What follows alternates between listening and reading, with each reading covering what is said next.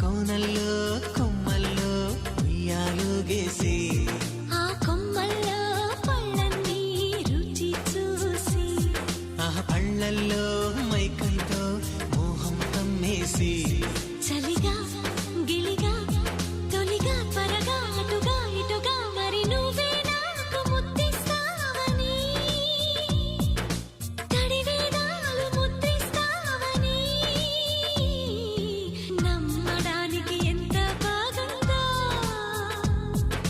నీకోసం రెక్కల గుర్రం ఎక్కి వస్తానని పగడపు దీవికి నిన్నే నేను తీసుకెళ్తానని ఇక ఏ